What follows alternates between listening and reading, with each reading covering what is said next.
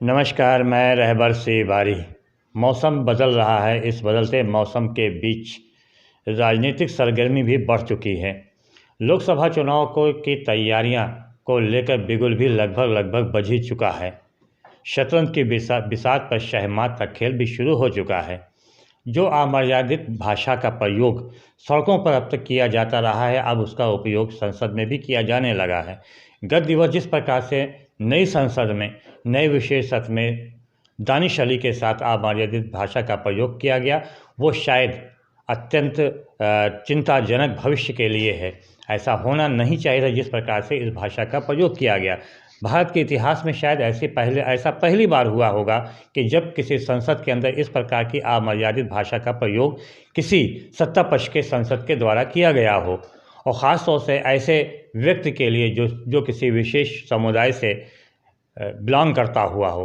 बहरहाल, जिस प्रकार से ये घटना घटी है, और सबसे बड़ा रोल जो इसमें देखा जाए, लोकसभा अध्यक्ष ने कोई विशेष कार्रवाई नहीं की, सिर्फ चेतावनी देकर छोड़ दिया। ये शायद आने वाले भविष्य के लिए भी खतरनाक साबित हो सकता है। बहरहाल, इस विषय पर अधिक चर्चा करने की कोई ज़रूरत नहीं, क्योंकि ज़्यादा चर्चाएं हो चुकी हैं और हो भी रही है। अंतर्राष्ट्रीय स्तर पर ये वीडियो पहुंच चुका है और तरह तरह की प्रतिक्रियाएं भी इसे लेकर सामने आने लगी हैं। बहरहाल, लोकसभा चुनाव में सभी को उतरना चाहिए, और ख़ास बात यह है कि राजनीति में अग्रेसिव भी होना चाहिए। जब तक कि अग्रेसिव होंगे नहीं, तब तक कि वो अपनी बातों को मजबूती के साथ नहीं भी रख पाएंगे।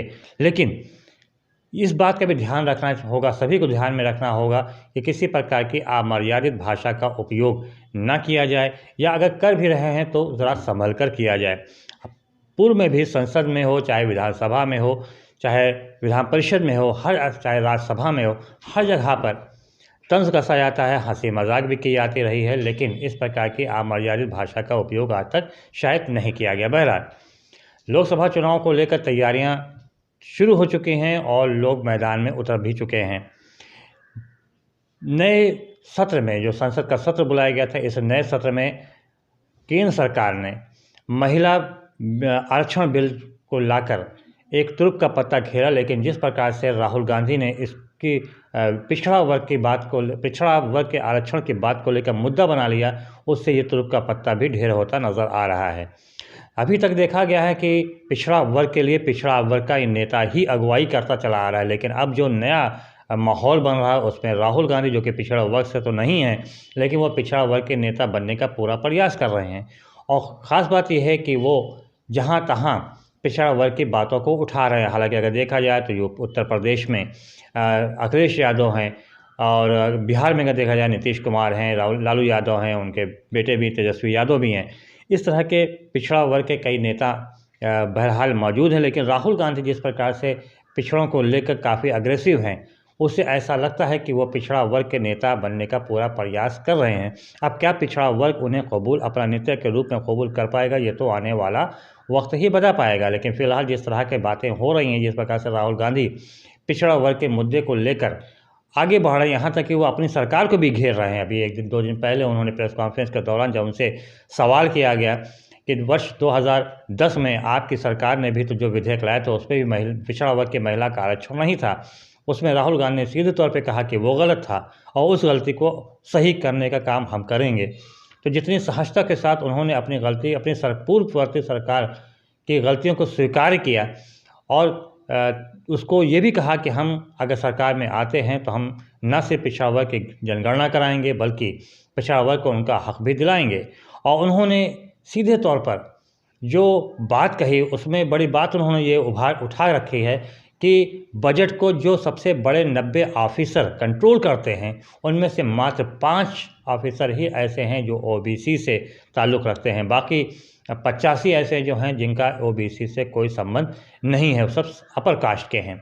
इस बात को लेकर राहुल गांधी ने काफ़ी बात को उठाया है, और उन्होंने उनका सीधा सवाल केंद्र सरकार से है कि क्या देश में पिछड़ा वर्ग की आबादी महज 5% है? अगर 5% है तो 5% ऑफिसर का होना सही है, लेकिन अगर इससे ज़्यादा है तो आखिर बजट को कंट्रोल करने वाले 90 बड़े ऑफिसरों में मात्र 5 ऑफिसर ही क्यों हैं?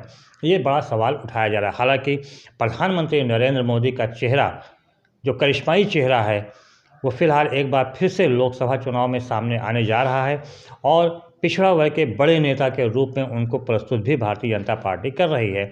अब देखना यह है कि लोकसभा चुनाव में पिछड़ा वर्ग को लेकर जो एक जंग छिड़ चुकी है, जहां एक तरफ पिछड़ा वर्ग के करिश्माई नेता हैं, प्रधानमंत्री नरेंद्र मोदी हैं, तो वहीं पिछड़ा वर्ग के लेकर राहुल गांधी, जो कि पिछड़ा वर्ग से संबंध नहीं रखते हैं, अप्रकाश के हैं, लेकिन वो पिछड़ा वर्ग की बात कर रहे हैं। इन दोनों के बीच जो जंग होने जा रही है वो किस करवट आने वाले समय में बैठेगी। हालांकि इस प्रकार से इंडिया अलायंस जो है उसमें कई पिछड़ा वर्ग के नेता मौजूद हैं और वो भी पिछड़ा वर्ग की बातें लगातार कर रहे हैं। और अगर संसद की बात किया जाए, संसद में जिस प्रकार की बातें हुई, जो घटना हुई, उसको लेकर पिछड़ा वर्ग के नेताओं ने भी काफ़ी बढ़ चढ़कर उसका विरोध किया, चिंता जताई।